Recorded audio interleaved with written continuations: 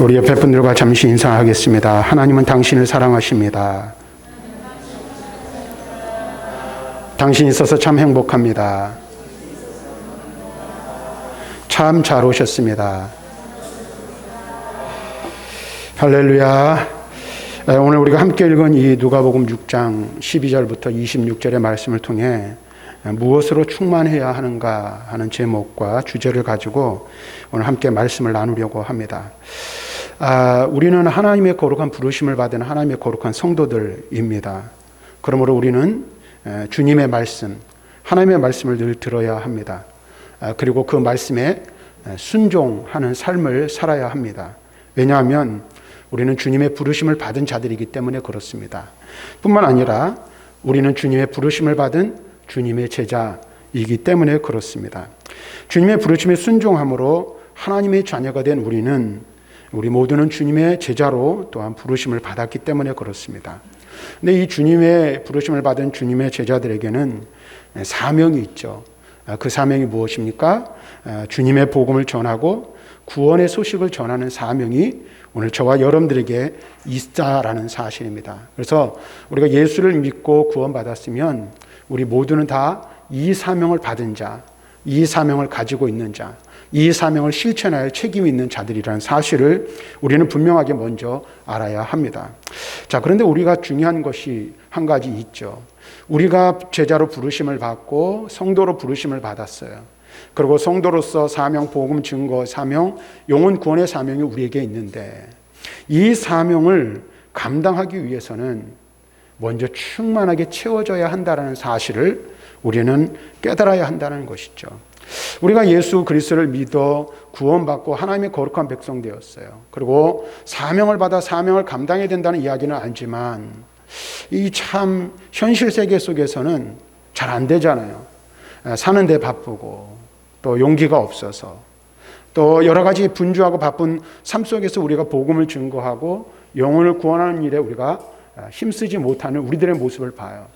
그런데 그 이유가 무엇일까 우리가 가만히 생각을 해봐야 되는데 바로 충만하지 못하기 때문이라는 사실입니다. 그래서 제자로서 부르심을 받은 자가 되고 제자로서의 사명을 바로 감당하기 위해서는 충만함으로 먼저 채워져야만 한다는 거예요. 다시 말하면 우리가 충만하지 못하면 복음을 전할 수 있는 힘도 능력도 사명을 감당하지도 못한다는 사실을 오늘 우리는 분명히 깨달아야 한다는 겁니다. 그럼 무엇으로 우리가 충만하게 채워져야 하는가? 오늘 그것을 저는 함께 오늘 본문의 말씀을 통해서 함께 나누기를 원하는데 먼저 첫 번째로 오늘 본문의 말씀을 보면 예수님께서는 제자들 가운데 특별히 사도로 세우실 일꾼들을 선택하는 일을 앞두고 계신 것을 볼 수가 있어요. 그럼 오늘 우리가 읽은 이 말씀을 보면 주님께서 세우신 12명의 사도의 이름이 기록되어져 있습니다. 근데 예수님께서는 12명의 사도, 많은 제자들이 있었는데 그 많은 제자들 가운데서 12명의 사도를 택하고 그들을 임명하시기 전에 먼저 하신 것이 있다라는 거예요. 그것이 무엇입니까? 바로 밤을 새워 기도하셨다라고 오늘 본문에 기록되어져 있는 것을 볼 수 있어요. 여기서 밤을 새웠다라는 말, 특별히 이 새도록이라는 그 말의 의미를 가만히 보면 무언가를 하는 데 있어서 지속적이고 반복적인 상태를 나타내는 단어가 쓰여진 것을 알 수가 있습니다. 다시 말하면 예수님께서는 지속적으로 하신 일이 있었다는 거예요. 그리고 그날 밤에도 어떻게 해요? 밤새도록 끊이지 않고 반복적으로 하신 일이 있다라는 것입니다. 그것이 무엇입니까? 바로 기도라는 것입니다. 다시 말하면 예수님께서는 중요한 결정을 앞두고 그 일을 위해 끊임없이 기도하셨음을 말씀해주고 있는 것입니다. 뿐만 아니라 다른 의미에서 예수님께서 밤새도록 기도하셨다라는 이 말씀은 기도로 충만하신 예수님의 모습을 우리들에게 보여준다 말할 수 있을 것입니다. 그렇다면 여러분 다시 한번 생각해 보십시오. 왜 예수님께서는 기도로 충만하셨을까? 예수님께서는 밤새도록 오늘 한 가지 그 제목을 가지고 기도하셨을까 하는 것을 우리는 생각해 보아야 한다는 것입니다. 그것은 우리가 앞에서 말씀드린 것처럼 예수님은 사람을 세우시고 선택하셔야 했기에 그 일을 잘 감당하시기 위하여 조용하고 그 다음에 집중할 수 있는 산으로 가셨고 사람을 세우는 그 일을 위하여 밤이 새도록 밤새도록 반복하여 지속적으로 기도하셨다라고 말씀해 주고 있는 것입니다. 오늘 우리는 이 사실을 분명히 알아야 돼요. 다시 말하면 무엇인가를 선택하는 일에 앞서 예수님께서는 그 일을 선택하기 위하여 기도하셨고 우리에게 친히 기도의 모범을 보여주고 계신 것입니다. 그렇습니다. 예수님에게 있어서 결정의 시간은 언제나 기도의 시간을 의미하였다는 사실을 알 수가 있어요.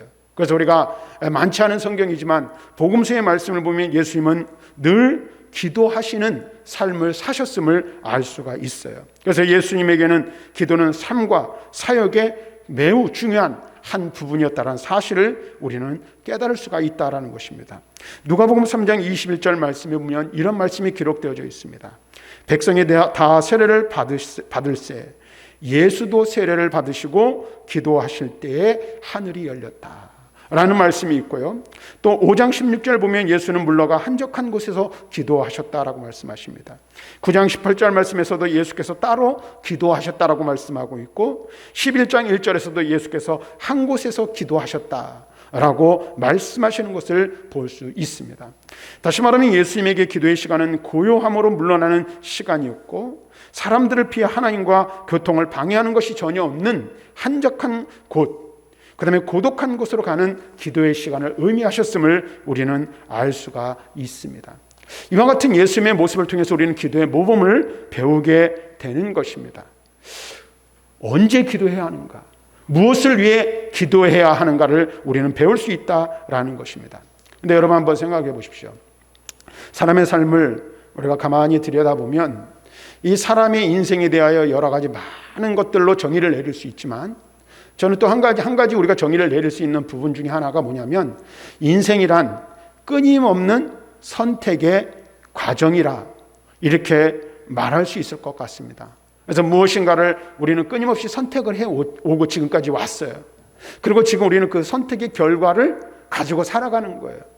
또 우리는 무엇인가를 선택하고 결정해야 할 일들이 매일매일의 삶 속에서 반복되어지는 거예요.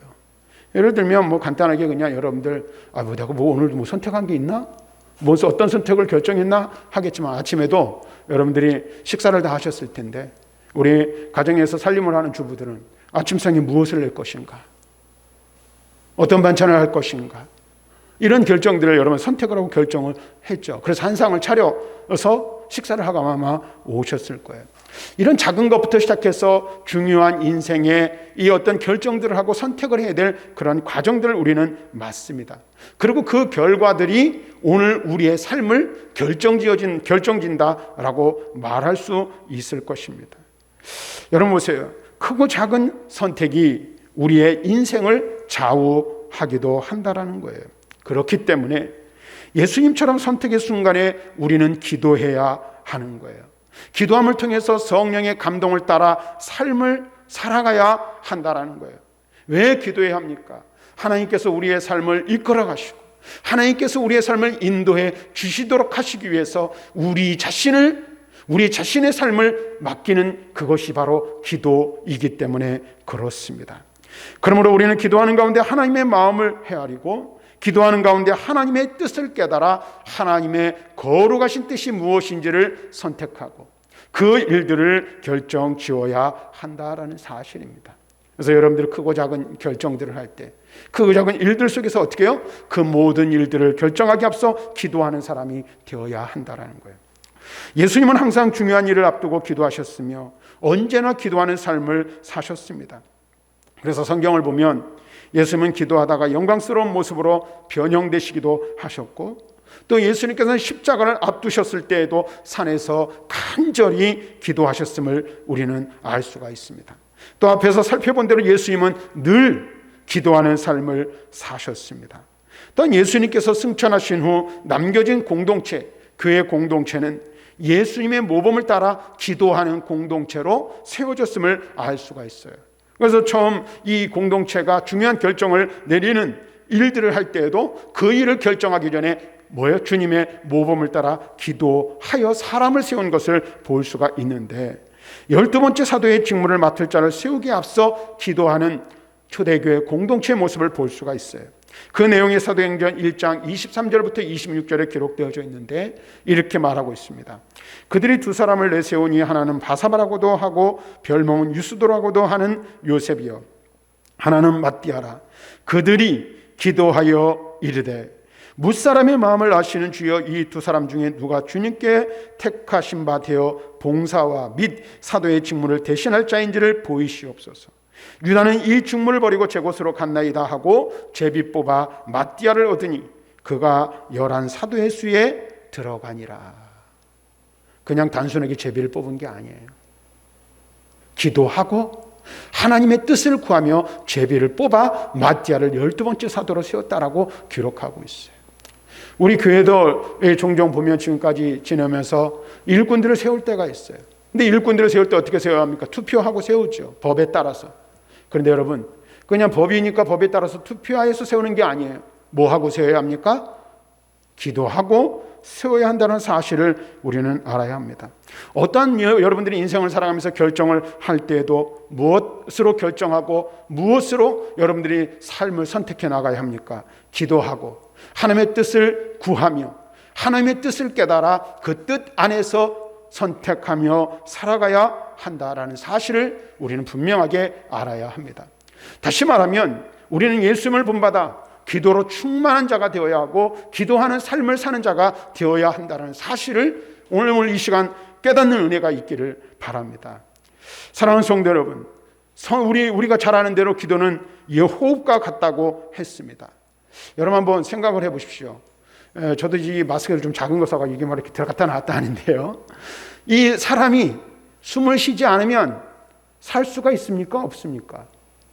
살 수 없어요. 숨이 끊어지면 죽은 거예요. 죽은 시체가 되는 것이죠. 시신이 되는 거죠. 그래서 우리는 의식하지는 않지만, 숨 쉬는 것을 의식하고 하는 사람은 없어요. 그런데 의식하지는 않지만 어떻게 해요? 살아있는 동안에는 호흡을 최선을 다해서 하고 있는 거예요. 이 호흡을 함을 통해서 우리는 삶을 살아내고 있다 해도 과언이 아니에요. 숨 쉬는 것은 우리가 사람의 생명을 유지함에 있어서 호흡이 다함이 없어야 하듯이 우리가 만일 주님의 제자라면 기도하는 일에 다함이 없어야 한다라는 거예요. 의식하지 않지만 매일매일의 삶을 통해서 매 순간순간마다 어떻게 해요? 우리의 삶이 기도하는 삶이 되어야 한다라는 것입니다. 다시 말하면 예수님이 기도로 충만하신 것처럼, 그리고 기도로 충만한 후에 12명의 사도를 결정하여 그들을 임명하시고 세운 것처럼 오늘 우리도 우리의 삶에 있어서 기도가 중요함을 깨달아 매일매일 기도하는 일에 최선을 다하는 삶을 살아야 한다라는 것입니다. 예수님께서는 공생의 사역을 시작하시기 전에 광야에서 40일간 금식하며 기도로 준비하셨습니다.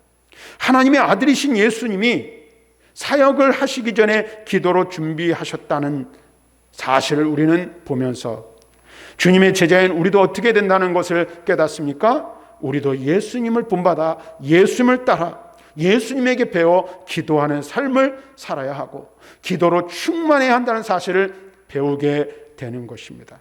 주님의 제자인 우리는 기도로 충만해야 합니다. 왜 그렇습니까? 기도하지 않으면 능력이 없기 때문에 그렇습니다. 기도하지 않으면 능력이 없어 그리스도인으로서의 온전한 삶을 살아가지 못하기 때문에 그렇습니다. 앞에서 말씀을 드렸어요. 우리는 주님의 제자로 부르심을 받았어요. 성도로 부르심을 받았어요. 성도와 제자로 부르심을 받은 우리에게는 사명이 있습니다. 어떤 사명이 있습니까? 우리를 구원한 복음을 증거할 사명이 있어요. 예수님께서도 이 세상에 오신 이유가 무엇입니까? 영혼을 구원하고 죄인들을 구원하시기 위해서 이 세상에 오셨어요. 예수님께서 이 세상에 그 사명을 감당하러 오셨는데 그 사명을 감당함에 있어서 무엇으로 그 사명을 감당하셨습니까? 기도하심으로 사명을 감당하시는 거예요. 우리도 사명을 감당해야 되는데 우리가 무엇으로 사명을 감당합니까? 우리의 힘, 우리의 능력, 우리의 지혜로 감당하는 게 아니에요. 전도해 보신 분들이 있으면 아시겠지만 전도는 사람의 말로 되는 게 아닙니다. 사람의 지혜로 되는 게 아니에요.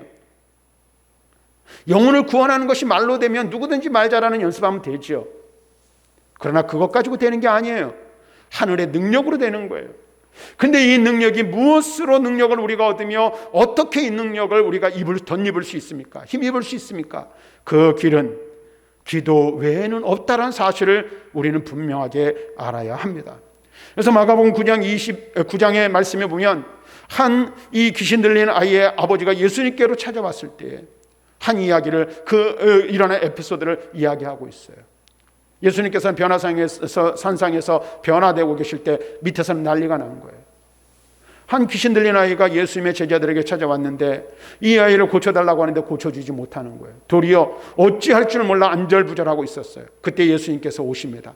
그리고 그 아이의 아버지가 말합니다. 당신의 제자들에게 했는데 이러이러해서 고치지 못했습니다. 할 수만 있다면 이 내 아들의 귀신을 쫓아내고 이 내 아들의 병을 고쳐주십시오. 그랬더니 예수님이 뭐라고 말씀하십니까? 할 수 있거든이 무슨 말이냐?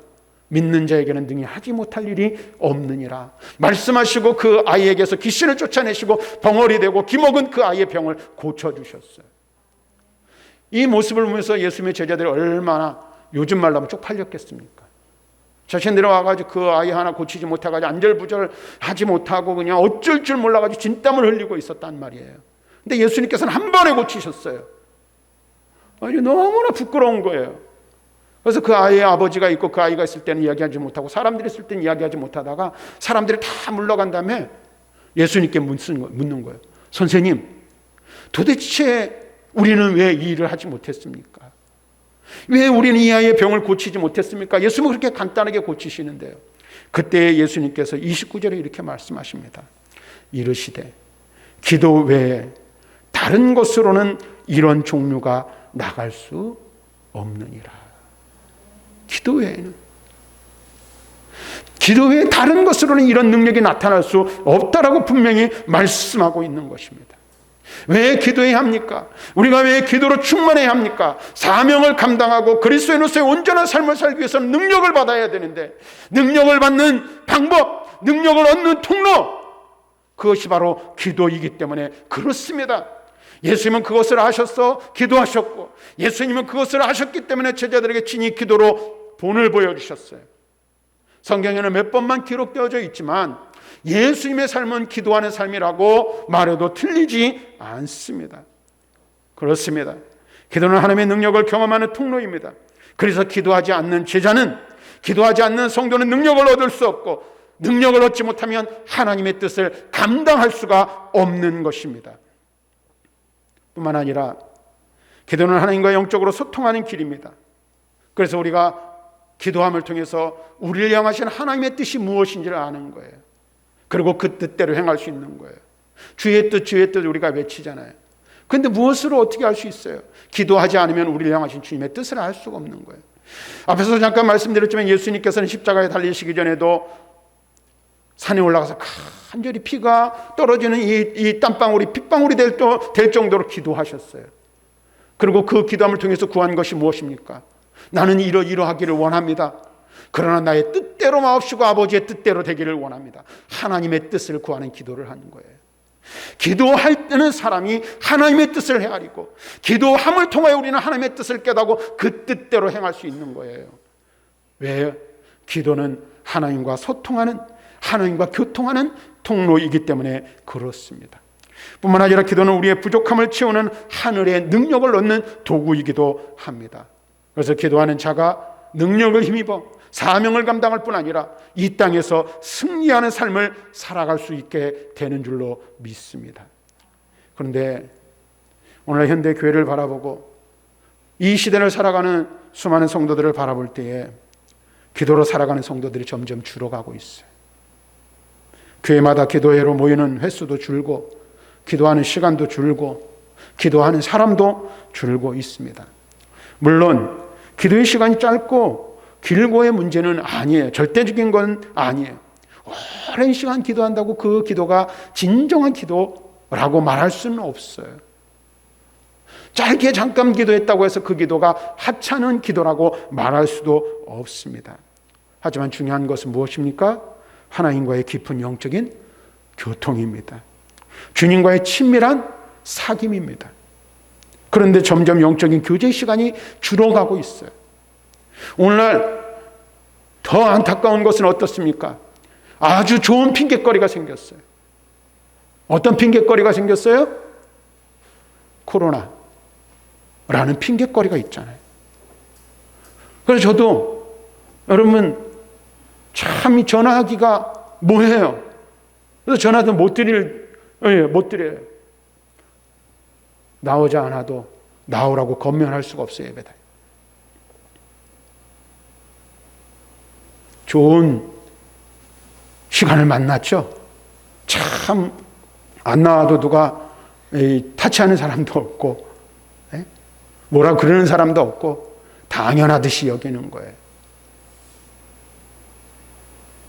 근데 이게 영적으로 우리를 메말라가게 하는 그런 상황을 만들어가고 있다는 사실을 우리는 분명하게 깨달아야 돼요. 우리의 삶은 화려하고 아름다울지 모르지만 영적으로 메말라가고 피폐해가고 있고 바싹 말라 비틀어져 버린 심령의 상태를 우리는 볼 수 있어야 한다라는 거예요. 능력이 어디서 오고 우리의 생명이 어디서 옵니까? 하나님께로부터 온다는 사실을 알아야 돼요. 그래서 우리는 하나님과 늘 교통하고 하나님을 늘 만나고 하나님의 은혜를 늘 사모해야 하는 거예요. 늘 주님과 교제하는 시간을 가져야 하는 거예요. 그런데 그러지 못하고 있다라는 현실을 우리는 안타깝게 여겨야 한다는 거예요. 예배당에 나와서 예배를 드려야만 참 예배를 드린 것인가? 분명하게 말씀드렸지만 그렇지는 않다라고 말씀을 드렸어요. 어디서 예배 드리든 그곳이 주님과 함께하는 곳이라면 또 우리가 영과 진리로 예배하는 장소라면 하나님 우리 예배를 받으세요. 제가 여러분들과 말씀드리는 게 뭐예요? 지금 우리의 심령이 어디로 향하고 있냐는 거예요. 우리의 마음이 누구에게 있냐는 거예요. 사랑하는 성도 여러분, 주님과 교통하고 교제하는 저와 여러분들이 될 수 있기를 바랍니다. 주님의 제자는 기도로 충만함으로 하나님과 영적으로 깊이 소통하는 자가 되어야 합니다.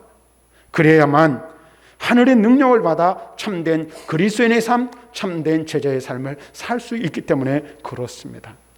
우리 사랑하는 성도들이 코로나 때문에 예배당 못 나오면 개인적인 기도의 시간 많이 가지시기 바랍니다. 아멘이 없는 거 보니까 안 한다는 얘기예요. 여러분들 개인적인 기도 시간 많이 가지시기 바랍니다. 여러분 꼭 여러분 하루 세끼 밥 먹을 때 기도하는 것 말고, 물론 그것도 안 하는 사람도 있지만 그런 것 말고 개인적으로 여러분 주님과 교통하고 교제하는 시간, 말씀 보는 시간, 말씀 묵상하는 시간, 그리고 그 말씀 붙들고 기도하는 시간 꼭 가지셔야 돼요. 그리고 할 수만 있다면 여러분 모든 예배에 적극적으로 참여하셔야 하는 겁니다. 기도의 시간을 가져야 하는 거예요. 그래서 우리 모두는 기도로 충만해야 돼요. 왜? 예수님이 기도로 충만하셔서 사명을 감당하셨기 때문에 그래요. 그 다음에 두 번째로 오늘 말씀을 보면, 이제 오늘 우리가 읽은 이 말씀들 중에 보면 이제 20절 이하의 말씀 보면 마태복음 5장에 기록되어 있는 산상설교와 비슷한 내용들의 말씀이 기록되어져 있어요. 근데 여기는 이제 이 누가복음에는 이것을 평지설교라고 말을 하는데, 여기 보면 예수님께서 이 말씀에서 진정한 복이 무엇인지를 설명해 주고 있는 것을 볼 수가 있어요. 근데 오늘 우리가 이제 이 복이라는 개념이 한국으로 넘어와서 한국적인 이 복의 개념과 혼동이 되는 거예요.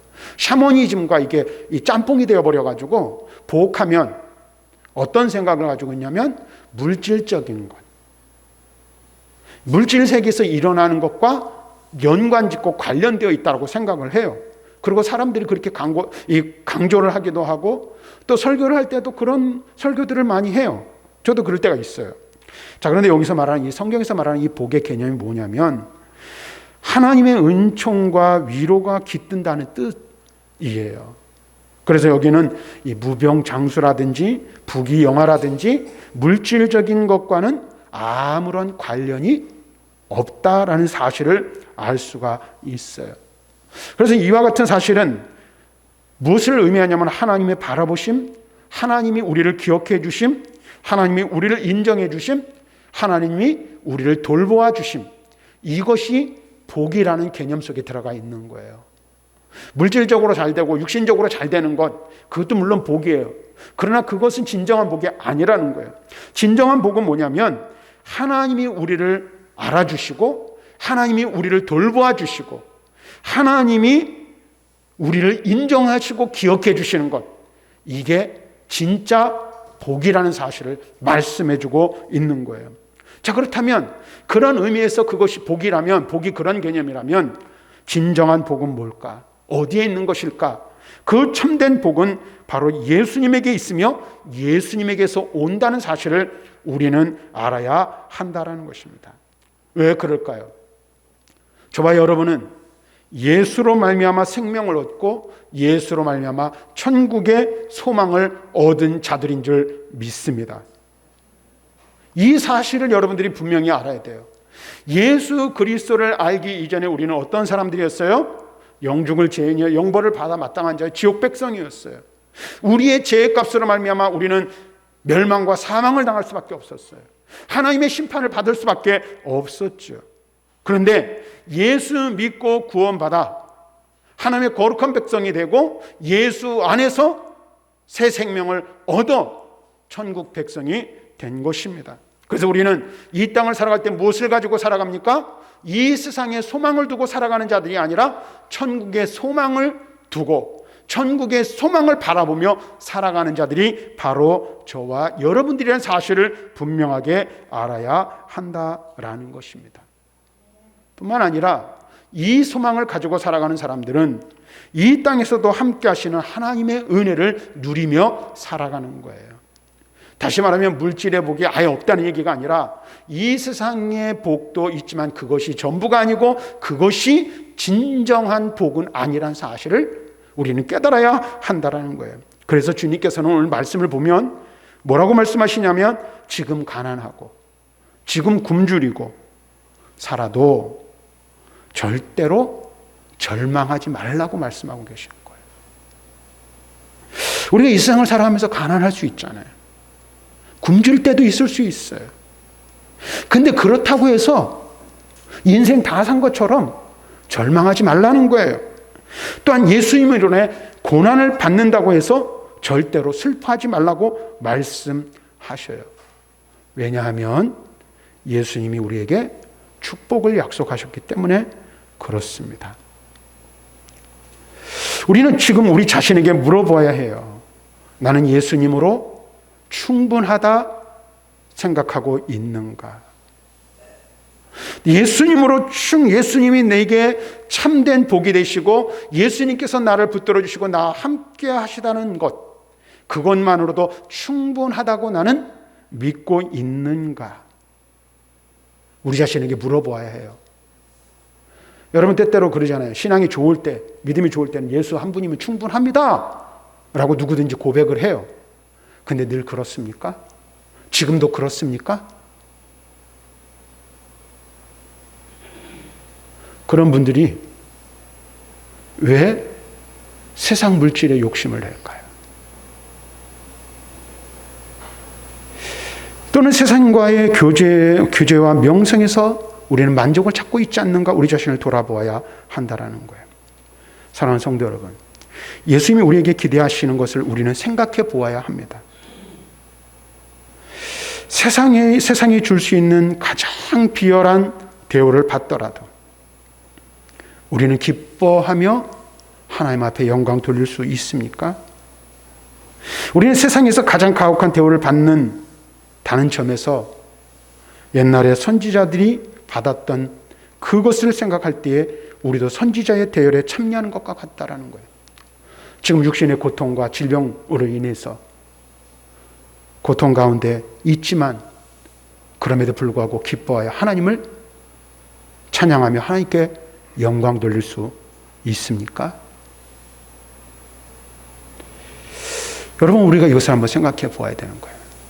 지금 현재 내 삶 속에서 내 삶의 형편과 처지가 어떠하든지 간에 어떠한 상황 가운데 있든지 간에 하나님으로 하나님께 영광을 돌려드리고 하나님으로 인하여 감사와 찬양을 드리는 삶을 살고 있는지 우리 자신을 살펴보아야 한다라는 것입니다. 이 땅에서의 삶은 비열할 수 있습니다. 그러나 하나님 나라에서 예수님과 함께하는 삶은 실로 아름다울 것이라고 말씀하고 있습니다. 뿐만 아니라 우리는 예수님 한 분이면 모든 것을 가진 자가 된다는 사실을 믿고 고백할 수 있어야 합니다. 예수님이 나와 함께 하시면 예수님이 우리의 삶을 얼마든지 그리고 언제든지 회복시켜 주실 수 있다는 믿음이 우리에게 있어야 합니다. 그래서 예수로 충만해야 되는 거예요. 예수님으로 충만하면 우리의 삶은 어떠한 형편 가운데 있어도 그것 자체가 복이 된다고 고백할 수 있는 것입니다. 이 믿음이 저와 여러분들에게 있기를 바랍니다. 예수 한 분만으로 충분하다. 예수님 한 분만 내게 계시면 예수님으로 나는 만족하다라고 고백할 수 있어야 돼요. 이미 이 고백을 한 사람이 있어요. 사도 바울은 빌립보 교회 성도들에게 다음과 같이 고백합니다. 빌립보서 4장 12절과 13절 말씀을 우리 너무나도 잘 아는 말씀이에요. 거기서 바울은 이렇게 고백합니다. 나는 비천에 처할 줄도 알고 풍부에 처할 줄도 알아. 모든 일, 곧 배부름과 배고픔과 풍부와 궁핍에도 처할 줄 아는 일체의 비결을 배웠노라. 우리가 잘 아는 대로 사도 바울은 복음 사역을 감당하면서 수없이 많은 고난을 당했어요. 매도 수없이 맞았고 돌로 수없이 맞았고 죽을 뻔한 일들도 수없이 많았어요. 배가 파산하는 경험도 했다라고 그는 고백하고 있어요. 그런데 바울은 그 모든 것들 가운데 일체의 비결을 배웠다라는 거예요.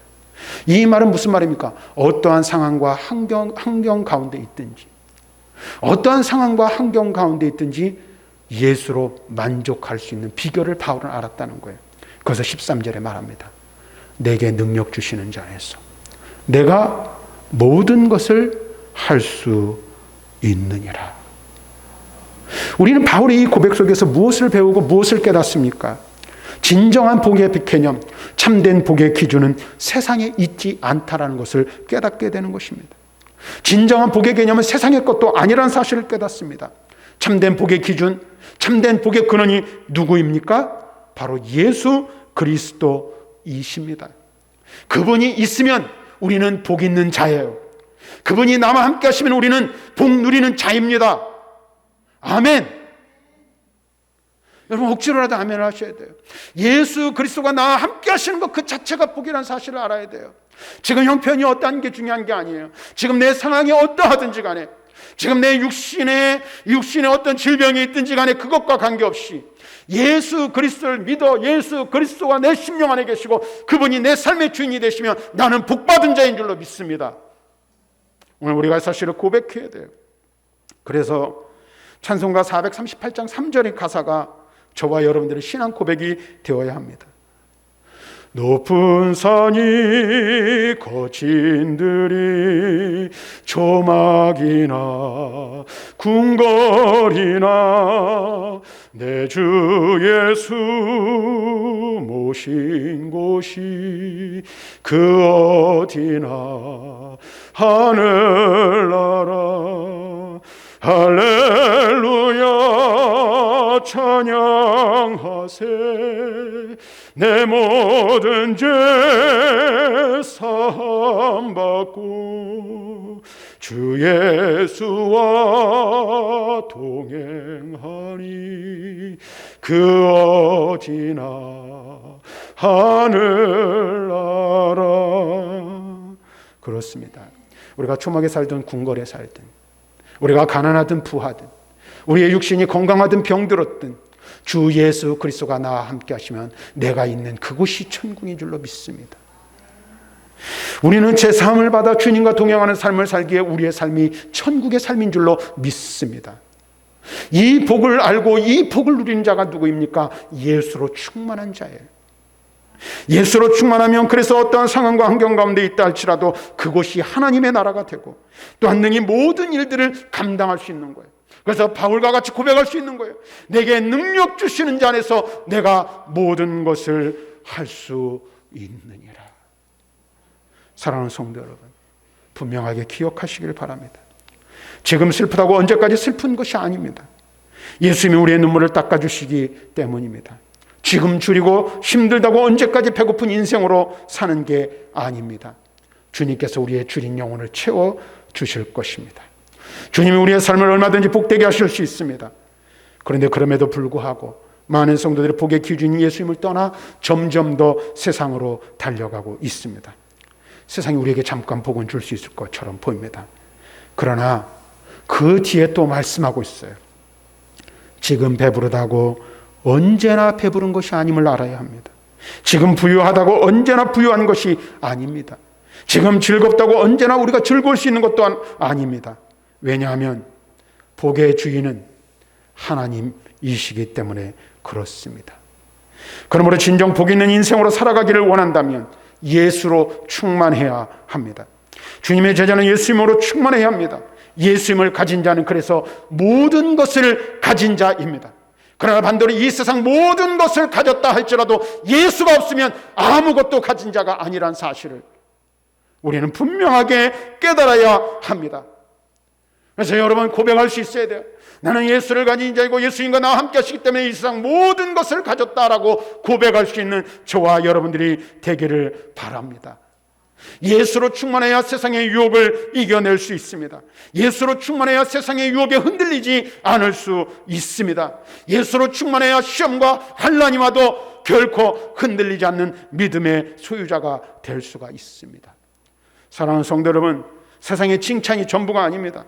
주님의 제자는 예수의 칭찬을 받아야 합니다. 예수님께 칭찬받는 삶을 살기 위해서는 우리 안에 세상의 욕심을 버리고 오직 예수를 향한 소망으로 충만해져야만 합니다. 예수 소망으로 우리의 심령이 채워질 때 주님 앞에 온전한 모습으로 설 수 있는 것입니다. 이 말씀을 정리하겠습니다. 주님의 제자로 부르심을 받은 우리 모든 성도는 삶의 기준이 바뀌어야 합니다. 세상의 지식과 능력보다 우리 모두는 먼저 기도로 충만해야 합니다. 그리고 복의 주인이신 예수 그리스도로 충만해야 합니다. 이 말은 다시 말하면 성령으로 충만해야 한다는 말입니다. 그럴 때 주님의 제자로서 사명을 잘 감당하고 주님께 칭찬받는 인생이 될 것입니다. 기도로 충만하고 성령으로 충만하여 하나님이 기뻐하시고 하나님의 복으로 충만한 삶을 사는 저와 여러분들이 다 되시기를 주님의 이름으로 간절히 축원합니다.